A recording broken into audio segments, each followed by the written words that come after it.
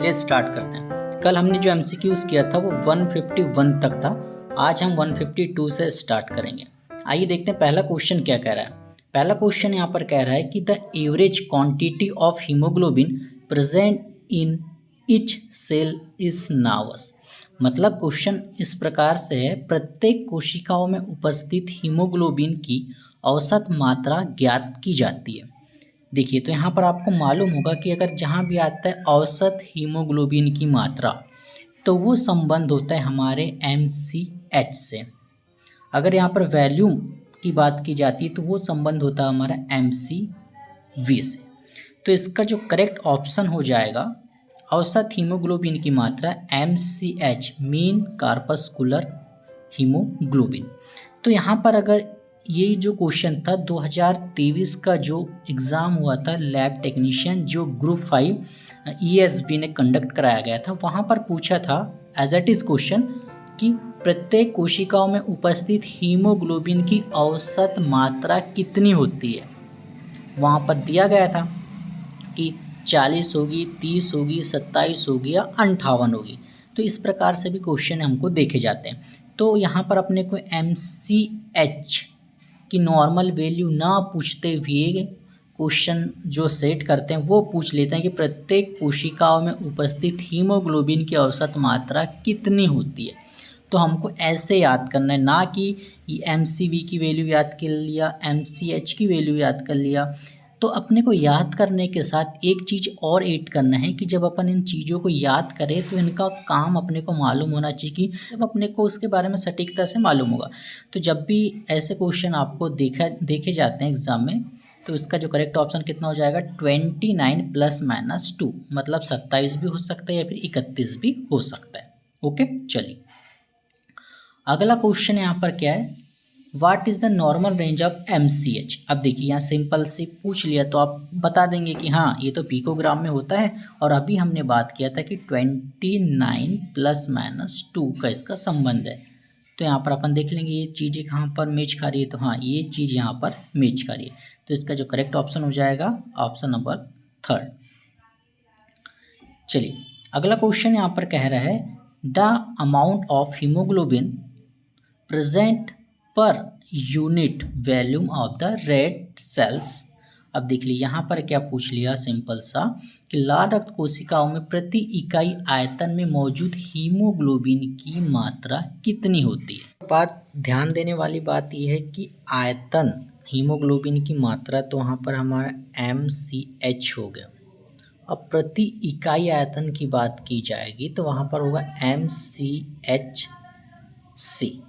ठीक है, तो यही इसका करेक्ट ऑप्शन हो जाएगा, प्रति इकाई आयतन MCHC। ठीक है, अगला क्वेश्चन क्या बोला, what is the normal value of MCH। अब MCH की नॉर्मल वैल्यूज यहाँ पर पूछी जाएगी आपसे, तो यहाँ पर अपने को बताना है कि 32 से 38% तक हो सकता है। सिंपल सा क्वेश्चन है। तो यहाँ पर क्वेश्चंस ऐसे ही क्वेश्चंस लिए गए हैं जो रिलेटेड होंगे हमारे ग्रुप 5 NHMD SSSB या फिर RRB में, क्योंकि सिंपल क्वेश्चंस अब नहीं आते, मॉडिफाई क्वेश्चन आते हैं। अगला क्वेश्चन देखते हैं। अगला क्वेश्चन बोल रहा है कि direct micrometric measurement of red cells in a stain film is called. थोड़ा हिंदी में इसको समझते हैं कि दागदार फिल्म, मतलब किसी चीज़ की अपन स्टेनिंग कर रहे हैं, किसकी लाल रक्त कोशिकाओं की स्टेनिंग कर रहे हैं अपन, तो प्रत्यक्ष माइक्रोमेट्रिक माप को क्या कहा जाता है। मतलब सिंपल सी बात है, अगर आप स्टेनिंग करते हैं किसी चीज़ की तो वहाँ पर आपको WBC, RBC, प्लेटलेट्स और जो भी चीज़ें हैं, फंगस, बैक्टीरिया, हर चीज़ दिखती है स्टेनिंग की सहायता से। पर अगर आप यहाँ रेड ब्लड सेल्स को देखा जाए तो जब अपन चीज़ की माइक्रोमेट्रिक की बात करते हैं, मेज़रमेंट की बात करते हैं, तो उससे किससे अपन मेज़रमेंट करेंगे कि हाँ ये हमारी RBC है तो ये कितनी बड़ी है या कितनी छोटी है। तो आपको मालूम होगा कि अपन इसका डायमीटर से ही आइडेंटिफिकेशन करते हैं कि डायमीटर ज्ञात की जाती है। तो हाँ 7.5 इसकी डायमीटर है या फिर 8 है या फिर 6 है। तो इस डायमीटर से अपन क्या पता करते हैं कि हाँ RBC का साइज नॉर्मल है, एबनॉर्मल है, कितना है। तो यही चीज़ यहाँ पर पूछी है। तो यहाँ पर ऑप्शन नंबर 4 इसका करेक्ट हो जाएगा कि अपन इसमें क्या देखेंगे, डायमीटर। चलिए अगला क्वेश्चन क्या बोल रहा है, अगला क्वेश्चन है कि इन विच एनीमिया, मतलब एनीमिया वह कौन सा एनीमिया है जिसमें एमसीवी एमसीएच जो है वो हाई हो जाएगा, देन मतलब नॉर्मल रहेगा आपका एमसीएससी। तो कौन सा एनीमिया यहाँ पर होगा, हिंदी में भी लिखा है कि इस एनीमिया में एमसीवी और एमसीएच सामान्य से अधिक हो जाएंगे और एमसीएससी जो है वो सामान्य होगा। तो ये कब होगा, एक ही कंडीशन में होगा जब आपको माइक्रोसाइटिक एनीमिया होता है। कौन सा एनीमिया, इसमें जब होता है इसमें माइक्रोसाइटिक एनएससी रिमाइंड नॉर्मल। अब यहाँ पर क्या बोल रहा है कि हाँ यहाँ पर सारी चीज़ें नॉर्मल हैं, तो उसको कौन से एनीमिया में अपन रखेंगे। तो इसमें एनीमिया है ही नहीं, मतलब कि वह नॉर्मोसाइटिक एनीमिया होगा, मतलब वो चीज़ नॉर्मल है। अगर यहाँ पर सब पैरामीटर हमारे नॉर्मल है तो चीज़ें भी क्या हो जाएगी, नॉर्मल। सिंपल सा क्वेश्चन था। ऐसे क्वेश्चन भी कई दफ़ा एग्जामों में पूछते हैं। चलिए अगला क्वेश्चन क्या बोल रहा है, in red cells Indus in the normal colour index. Hindi में थोड़ा देखते हैं, लाल रक्त कोशिका सूचकांक में सामान्य रंग सूचकांक है। अब यहाँ पर बताने की जो सामान्य लाल रक्त कोशिका में जो सूचकांक जो होते हैं, इंडिकेटर जो होते हैं, वो कितना होता है। तो देखिए ये जो क्वेश्चन है हाई लेवल का क्वेश्चन है। जब इसरो या फिर ICMR आपका एग्ज़ाम लेता है तो इस प्रकार के जो क्वेश्चन है वो पूछते हैं आमतौर पर उसमें। तो अगर ऐसे क्वेश्चन आ गया तो ऐसे क्वेश्चन को आप रट लेना है। ये कितना होगा, 0.85 से 1.10 तक। ओके, इसका करेक्ट ऑप्शन क्या हो जाएगा, ऑप्शन नंबर 2। चलिए यहाँ पर अगला क्वेश्चन क्या बोल रहा है, विच वैल्यू ऑफ कलर। अब यहाँ पर कलर इंडेक्स आपको बताना है किसका, then the red cells are bigger size. अब जो आपकी रेड ब्लड सेल्स है वो सामान्य से ज़्यादा बड़ी हो जा रही है। ये आपकी रेड ब्लड सेल्स है, ये सामान्य से ज़्यादा बड़ी हो गई तो उसका जो रंग सूचकांक होगा वो कितना हो जाएगा। तो यहाँ पर ये चीज़ हमको बताना है कि रंग सूचकांक जो है उसका कितना हो जाएगा। तो ऐसे में कंडीशन में उनका जो रंग सूचकांक कितना हो जाएगा, मोर देन 1.15। ठीक है। चलिए अगला क्वेश्चन भी बहुत प्यारा है। क्वेश्चन क्या बोल रहा है, anaemia cause due to vitamin B12 and folic acid deficiency. ये ऐसे क्वेश्चन हमने कल भी कवर किया था कि किसी व्यक्ति को फॉलिक एसिड और विटामिन B12 की कमी हो जाती है तो कौन सा एनीमिया उसमें होता है। तो हमने वहाँ पर देखा था कि मैक्रोसाइटिक एनीमिया वहाँ पर देखा जाता है। सिंपल सा क्वेश्चन आए तो एग्जाम में तुरंत लगा के आगे बढ़ जाइएगा। चलिए अगला क्वेश्चन यहाँ पर कह रहा है, what is the cause microcytic hyperchromic anaemia. तो यहाँ पर एक टर्म आपने देखा होगा कि माइक्रोसाइटिक हाइपोक्रोमिक एनीमिया, तो आपको मालूम है। तो माइक्रोसाइटिक मतलब कि सेल्स जो है वो माइक्रो मतलब स्मॉल हो गई है ना। हाइपोक्रोमिक मतलब क्या होता है, हाइपो। अब यहाँ पर देखिएगा हाइपो और क्रोमिक, तो यहाँ पर हाइपो का मतलब होता है कलर, क्रोमिक का मतलब होता है कलर और हाइपो का मतलब होता है कम। यहाँ पर हाइपर दिया जाता है तो अधिक है ना, क्रोमिक का मतलब होता है कलर। तो माइक्रोसाइटिक हाइपोक्रोमिक कलर यहाँ पर बताना है कि कोई जो सेल है वो स्मॉल हो गई है, माइक्रोसाइटिक हो गई, साथ में उसका जो कलर है वो डल हो गया है। कलर क्या हो गया उसका, डल हो गया। तो उसको आप कौन सी एनीमिया की श्रेणी में रखेंगे। तो हमको मालूम है कि यहाँ पर अगर आप क्वेश्चंस में देखेंगे तो हमने प्रीवियस हमारे जो लेक्चर्स हुए थे उसमें बताया था कि ये आयरन डेफिशिएंसी एनीमिया आपका माइक्रोसाइटिक एनीमिया हाइपोक्रोमिक एनीमिया का एक उदाहरण होता है। तो ऑप्शन नंबर 1 इसका करेक्ट ऑप्शन हो जाएगा। चलिए अगला क्वेश्चन यहाँ पर क्या कह रहा है, विच type of anaemia is caused in renal disease, liver disease of the meningitis. अब यहाँ पर बताने की कौन सा एनीमिया है जिसमें व्यक्ति को लिवर की बीमारी हो जाती है, किडनी की बीमारी भी हो जाती है, साथ में मैलिग्नेंसी भी हो जाती है। तो आपको मालूम है कि वह जो एनीमिया होता है वो सिकल सेल एनीमिया होता है। सिकल सेल में क्या होता है, आपकी जो वेंस हैं, ये वेंस आपकी किडनी वाली है, ये आपकी वेंस लिवर वाली है। वहाँ पर नॉर्मल आरबीसी आपकी गोलाकार होती है, डिस्क शेप की होती है, पर सिकल सेल एनीमिया में क्या होता है, आकृति इनकी सिकल सेल में हो जाती है। अब इस सिकल वाली आरबीसी आपके ब्लड वेसल्स में बहेगी, तो ये ब्लड वेसल्स तो हमारी किडनी लीवर तक भी जा रही है, तो यहाँ पर एक गुच्छे का निर्माण करेगी, यहाँ पर एक क्लॉट कर देगी, तो ये आगे ब्लड का जो फ्लो है वो अच्छे से हो नहीं पाएगा, जिसके कारण यहाँ पर किडनी डैमेज और लीवर डैमेज हो सकते हैं। तो इसका सही जवाब क्या हो जाएगा, सिकल सेल एनीमिया। चलिए अगला क्वेश्चन क्या बोल रहा है, reagent is used for the total WBC count. अब यहाँ पर आपको डब्ल्यूबीसी काउंट में यूज होने वाले रिएजेंट के बारे में नॉलेज होना, तभी आप इस प्रकार के जो क्वेश्चंस है वो उसको कर पाएंगे। तो आप फर्स्ट में देखिएगा हैंगलमैन सॉल्यूशन, तो ये तो अपने को मालूम है कि इओसिनोफिल काउंट के लिए किया जाता है, पहली बात। दूसरा गोवर्स फ्लूइड है जो है आरबीसी काउंट के लिए किया जाता है, और हैसमैन फ्लूइड भी जो है आरबीसी काउंट के लिए किया जाता है। तो बचा हमारा कौन सा, टक्स फ्लूइड। तो जो टक्स फ्लूइड है ये हमारा डब्ल्यूबीसी काउंट के लिए किया जाता है। हाँ, ऑप्शन नंबर इसका तीसरा राइट हो जाएगा। तो इस प्रकार के क्वेश्चंस भी आपको याद होना, हर चीज़ के रिएजेंट मतलब डाइल्यूशन फ्लूइड, हर डब्ल्यूबीसी आरबीसी प्लेटलेट यूएसनोफिल के सारे के जितने भी आपको याद होना सब चीज़ें डाइलेटिंग फ्लूइड, तभी आप एग्ज़ाम क्रैक कर पाएंगे, तभी आप स्पीड से आंसर कर पाएंगे। चलिए अगला क्वेश्चन है, यहाँ पर देखा जाए कि अगला क्वेश्चन क्या बोल रहा है, which chemical can be use for the lysis of RBC. अब आपको मालूम होगा कि आरबीसी को लाइस करने के लिए कौन से रिएजेंट यहाँ पर यूज़ किए जाते हैं।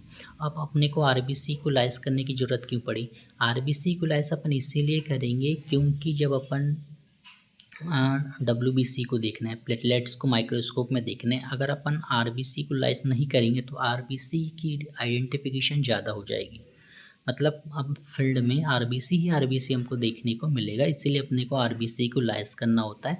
तो आरबीसी डाइल्यूटिंग फ्लूइड यहाँ पर कौन कौन सी है, तो देखिए यहाँ पर हाइड्रोक्लोरिक एसिड से अपन भी आरबीसी को लाइस कर देते हैं, है ना, सैपोनिन से भी कर सकते हैं, ग्लेशियर एसिटिक एसिड से भी कर सकते हैं। ये क्वेश्चन 2023 के जो ग्रुप 5 में यहाँ से सिंपल सा पूछा गया था।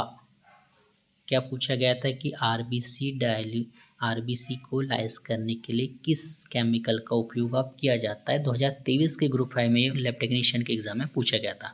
तो वहाँ पर hydrochloric acid, HCl and glacier acetic acid यहाँ पर दिया गया था, तो वही हमारा करेक्ट ऑप्शन हो जाता। इसका फिलहाल ऑप्शन 4 करेक्ट होगा सभी से।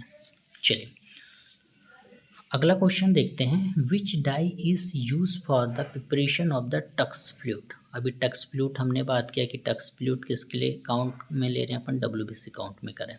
तो अब इसका जो है वो प्रिपरेशन के लिए कौन सी डाई का अपन यूज़ कर देंगे, कार्बन फ्यूजन करेंगे, सैपोनिन करेंगे, मेलाटाइन ग्रीन करेंगे या जेंटल वायलेट करेंगे। तो आप सभी को मालूम है क्या करते हैं, इसमें जेंटल वायलेट डाई का अपन यूज़ करते हैं। चलिए अगला क्वेश्चन बहुत प्यारा है, क्वेश्चन क्या बोल रहा है, which solution destroy the reflexivity of the WBC. अब वह कौन सी चीज़ है जिससे आप डिस्ट्रॉय करेंगे, मतलब लाइस करेंगे। अभी तो हमने आरबीसी को लाइस किया, अब बात आ गई डब्ल्यूबीसी को लाइस करने की। तो डब्ल्यूबीसी को लाइस अपन किससे करेंगे, तो यहाँ पर ग्लेशियल एसिटिक एसिड से तो अपन करेंगे नहीं, क्योंकि हमने इससे क्या काम कर लिया, इससे हमने आरबीसी को लाइस किया। दूसरा एसिटिक एसिड से भी नहीं करेंगे, ये भी नहीं करेंगे, तो इसका जो है HCl से अपन क्या काम करेंगे, डब्ल्यूबीसी को लाइस करेंगे। पर एक बात और, हमने आरबीसी को भी लाइस किससे किया था, HCl से, पर HCl का कॉन्सेंट्रेशन बहुत यहाँ पर कम लिया जाता है, और कई बार HCl हम बहुत कम मात्रा में यूज़ करते हैं आरबीसी को डाइल्यूटिंग करने के लिए। तो इस प्रकार के यहाँ पर देखा जाता है, तो इसका जो ऑप्शन के हिसाब से करेक्ट ऑप्शन जो होगा वो ऑप्शन नंबर 2 HCl हो जाएगा। चलिए अगला क्वेश्चन यहाँ पर क्या बोल रहा है, question gentle violet is which type of dye. अब यहाँ पर बताना है कि जो जेंटल वायलेट है ये एसिड है, बेस है या नेचुरल है, किस प्रकार का डाई है, किस प्रकार का स्टेन है, एसिडिक है, नेचुरल है या फिर बेसिक है या फिर एक और दो दोनों है। तो इस प्रकार के क्वेश्चन आते हैं जेंटल वायलेट स्टेन से, पूछा जाता है कि किस प्रकार का डाई है। तो हमको बताना है कि यह बेसिक मतलब क्षारीय डाई होता है। अगला क्वेश्चन क्या बोल रहा है, अगला question by WBC pipette the dilution of the blood obtain. आप जब WBC पिपेट जब लेते हैं तो क्या रेशियो कितना होना चाहिए ब्लड का और डाइल्यूशन का, किसका, WBC डाइल्यूशन जो आपने टक्स फ्लूइड देखा था तो उसका और ब्लड का डाइल्यूशन कितना होना चाहिए। तो ऐसे यहाँ पर एग्ज़ाम में आता है, तो यहाँ पर इसका जो करेक्ट ऑप्शन हो जाएगा WBC के लिए 1.20, मतलब कि 1 पार्ट अपना होगा ब्लड और 20 पार्ट हमारा क्या होगा, डाइल्यूटिंग फ्लूइड। अगर इस प्रकार का नहीं पूछा जाता, यहाँ पर अगर सिंपल सी RBC आ जाती या फिर प्लेटलेट आ जाता, तो RBC और प्लेटलेट के लिए 1 डाइल्यूशन 200 का होता है अपेक्षा। आप यहाँ पर देखिएगा WBC के लिए 1:20 और RBC प्लेटलेट के लिए 1:200।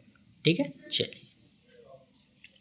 अगला क्वेश्चन क्या बोल रहा है, what is the normal range of WBC diluting in small square of the counting chamber.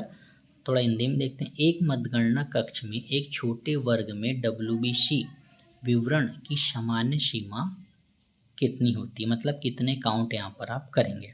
तो यहाँ पर जो आपका दिखाई दे रहा है ये वाला ग्रीन वाला, ये हमारा है WBC काउंटर, और ये रेड वाला दिख रहा है ये हमारा है RBC काउंटर। इसी में हम प्लेटलेट काउंट भी करते हैं। तो कितने चैम्बर हमने काउंट किया, 5। तो यहाँ पर ऑप्शन नंबर 5 देखते हैं, 0 से 5। ठीक है, चलिए अगला क्वेश्चन क्या बोल रहा है, अगला क्वेश्चन है आपका कि what is the advantage of the electronic counter method over manually method. तो यहाँ पर बताने की जो इलेक्ट्रॉनिक काउंटिंग जो मेथड है और मैनुअली मेथड है उसमें क्या डिफरेंस आपको देखने को मिलता है। तो देखिए जब आप इस इलेक्ट्रॉनिक काउंटर मशीन से जब CBC मशीन से जब CBC लगाते हैं तो आपको स्पीड मिलेगी, जब मैन्युअली करेंगे उसकी अपेक्षा प्रेसियंस मिलेगा मैन्युअली की अपेक्षा, ऑटोमेटिक कैलकुलेशन आपको देखने को मिलेगी। तो इसका जो करेक्ट जवाब होगा वो ऑल ऑप्शन हो जाएगा, मतलब कि एडवांस इलेक्ट्रॉनिक काउंटर से हमको ये सब सारी चीज़ें मिलेंगी, स्पीड मिलेगा, प्रेसियंस मिलेगा, ऑटोमेटिक कैलकुलेट मिलेगा। तो इसका ऑप्शन नंबर 4 जो है करेक्ट इसका जवाब हो जाएगा। चलिए अगला क्वेश्चन देखते हैं। अगला क्वेश्चन क्या बोला, during granulocyte producing in bone marrow, मतलब ग्रेनुलोसाइट जब प्रोड्यूस हो रहा है आपके बोन मेरो से तो प्रोमाइलोब्लास्ट इज कन्वर्ट टू, मतलब कि जो प्रोनार्मोब्लास्ट है वो किस में कन्वर्ट हो जाएगा। अस्थि मज्जा में ग्रेनुलोसाइट उत्पादन के दौरान, हिंदी में देखते हैं दौरान, प्रोमाइलोब्लास्ट किस में परिवर्तित हो जाएगा। तो प्रोमाइलो जो ब्लास्ट है वो माइलो ब्लास्ट में कन्वर्ट, माइलोसाइट में जो है वो कन्वर्ट हो जाता है। चलिए अगला क्वेश्चन क्या पूछ रहा है, what is the normal value of WBC। तो ये जो क्वेश्चन है ये बहुत सिंपल क्वेश्चन है। यहाँ पर WBC की जो नॉर्मल वैल्यू पूछी गई है तो कितनी होती है, 4000 से 11000। ऑप्शन नंबर 4 इसका करेक्ट। अब ये क्वेश्चन 2022 का जो ग्रुप 5 का एग्ज़ाम हुआ था वहाँ पर पूछा गया था। चलिए अगला क्वेश्चन है, what is the normal count of WBC।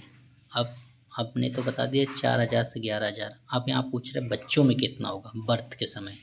तो बर्थ के समय में कितना हो जाएगा, 11000 आखिरी था तो 11000 ना होते हुए ये 20000 चले जाएगा। तो ऑप्शन नंबर 2 इसका करेक्ट ऑप्शन हो जाएगा, कितना, 20000 बर्थ के समय। ये अगला क्वेश्चन क्या बोल रहा है, cell of myeloid series leukocyte, मतलब WBC कहाँ से प्रोड्यूस हो रहा है, which part of the body, मतलब बताना है। तो आप सभी को मालूम है ब्लड और WBC प्लेटलेट सब कहाँ से हो रहा है, हमारे बोन मेरो से प्रोड्यूस हो रहे हैं। चलिए अगला क्वेश्चन क्या बोल रहा है, cell of the lymphoid series. अब लिम्फॉइड सीरीज के जितने भी सेल्स हैं वो कहाँ से प्रोड्यूस होंगे, कौन से शरीर के कौन से पार्ट से। तो ऑप्शन नंबर 1 दिया गया है कि ये लिम्फॉइड नोड्स से होंगे, लिम्फ नोड से होंगे, लिम्फेटिक टिश्यू से होंगे, या फिर मेटामाइलॉइड से होंगे, या फिर ए और 2 से। तो इसका जो करेक्ट ऑप्शन हो जाएगा ये लिम्फॉइड नोड से या लिम्फेटिक टिश्यू से होंगे। ऑप्शन नंबर इसका जो है 4 करेक्ट हो जाएगा। चलिए अगला क्वेश्चन बोल रहा, what is the symptom of the leukaemia. Leukaemia मतलब ब्लड कैंसर। किसी व्यक्ति को ल्यूकेमिया की शिकायत है, ब्लड कैंसर हो गया है, तो कौन सी चीज़ें उसको दिखाई देगी? तो उसको क्या आई ब्रशिंग होगा, कंटिन्यूस फीवर रहेगा, कंटिन्यूस वीकनेस रहेगी। तो हाँ, सौभाग्य की बात है, कैंसर वाले पेशेंट को ये भी देखने को मिलेगा, कंटिन्यूस फीवर भी होगा, कंटिन्यूस वीकनेस भी होगा। Option number 4 is correct option. चलिए अगला क्वेश्चन क्या बोल रहा है? अगला क्वेश्चन, इन ल्यूकेफेरोसिस द डोनर में एक्सपीरियंस। अब जो ल्यूकेफेरोसिस होगा, उसका जो डोनर होगा वो क्या एक्सपीरियंसेस करेगा? मतलब हिंदी में समझते हैं, ल्यूकोफेरोसिस है ना, में दाता को अनुभव क्या होगा? अब ल्यूकोफेरोसिस क्या, जब किसी व्यक्ति को WBC डोनेट करता है तो उसमें क्या दिक्कत होगी? ऑप्शन नंबर फर्स्ट, रेस्टलेस होगा, मसल्स एच होगा या चिलीस होगी, क्या होगा, है ना? तो इसमें हो सकता है घबराहट हो, मसल्स में पेन हो, ठंडी लगे। Option number 4 is correct option इसका हो जाएगा। चलिए अगला क्वेश्चन बोल रहा है, tissue which stain with acid dye is called. वो ऊतक जो एसिड डाई में दागते हैं कहलाते हैं। अब देखिए, जब भी कोई एसिड डाई करेगा उसको अपन क्या बोलेंगे? एसिडोफिलिक। सिंपल सी बात है, क्या बोलेंगे? एसिडोफिलिक। आज के लिए बस इतना ही था, पर 1 मिनट रुक के जाइएगा। जो सवाल यहाँ पर पूछे जाते हैं उसके आंसर आपको कमेंट्स बॉक्स में देना है। ऑप्शन फर्स्ट क्वेश्चन है कि जो RBC डायलेटिंग फ्लूइड में ब्लड और डायलेटिंग फ्लूइड का रेशियो कितना होता है, वो जवाब आपको कमेंट्स बॉक्स में देना है। ओके, चलिए आज का एक ही क्वेश्चन था, बाकी कल देखते हैं।